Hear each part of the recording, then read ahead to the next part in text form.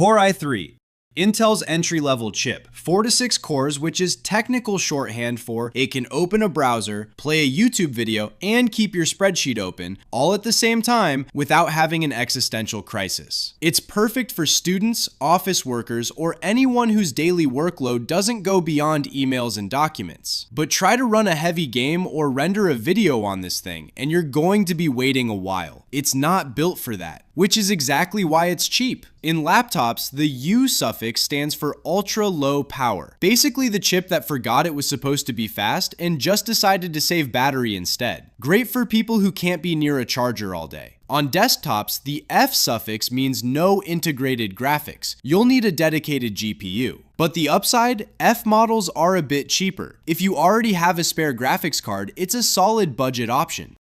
Core i5, 6 to 14 cores, the sweet spot. The chip that ends up in most PCs sold today, and honestly, for most people, it's all they'll ever need. Gaming, photo editing, video editing, programming, i5 handles all of it without breaking a sweat. Now, a lot of people compare Core i5 with AMD's Ryzen 5, and honestly, it's close. Intel has a slight edge in single-core performance and clock speeds, which gives it a small advantage in some games. But Ryzen 5 often runs cooler at a similar price. Both are great. It really comes down to what matters more to you. In laptops, the H suffix means high performance, built for gaming laptops. More power, less battery life. Fair trade if you're gaming on the go. On desktops, K means unlocked for overclocking. You can push it faster than its default speed. Just know your room temperature will have something to say about it. Core i7, 8 to 20 cores, now we're talking. This is for the person who says, I don't just play games. I play games while streaming to 3 platforms, recording my screen, keeping Discord open, and running a virtual background of myself in space, all at once. Content creators, video editors, streamers, 3D artists, i7 is where they feel at home. At this tier, it's also worth comparing with AMD's Ryzen 7, which often runs cooler at a similar price. Both are great options. Just do the comparison before buying. In laptops, HX is the top tier, maximum performance, maximum heat. You'll find it in bigger, heavier gaming laptops. Not exactly the one you take to a coffee shop. On desktops, KF means overclockable but no built-in graphics. Cheaper than the K variant, but again, you'll need a dedicated GPU.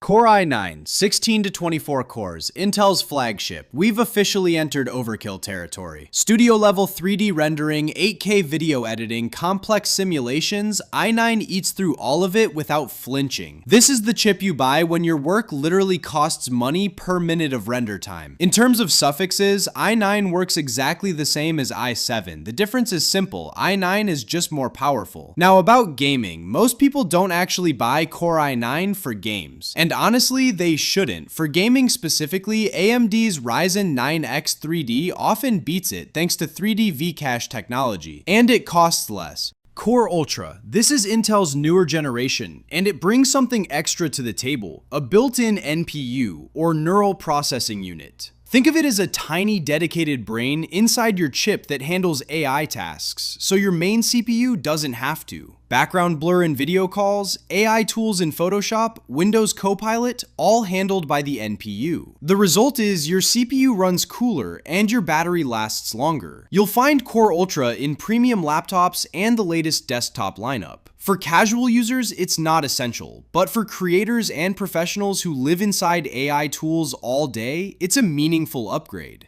Intel vPro. Same performance as a regular i5, i7, or i9, but it went to corporate training. It adds hardware-level memory encryption, so if someone steals the laptop, all they get is a pile of unreadable scrambled data, plus remote management, so IT teams can update, configure, or lock any machine without physically touching it. Not for personal builds. This one's for companies managing hundreds of computers at once.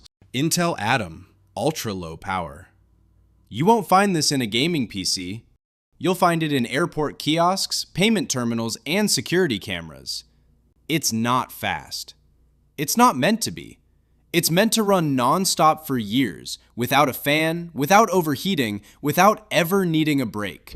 And finally, the final boss, Intel Xeon. This is not a consumer CPU. This is the chip that runs data centers, cloud services, and movie studio render farms.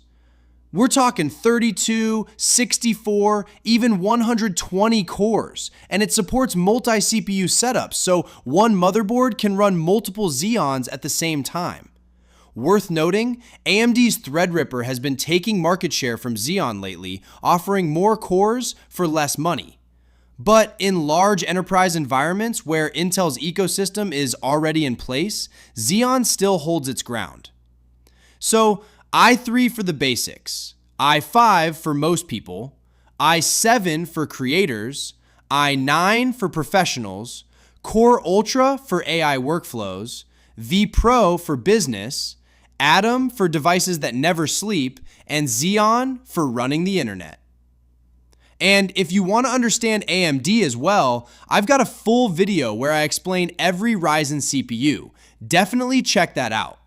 If this helped, drop a like and subscribe. See you in the next one.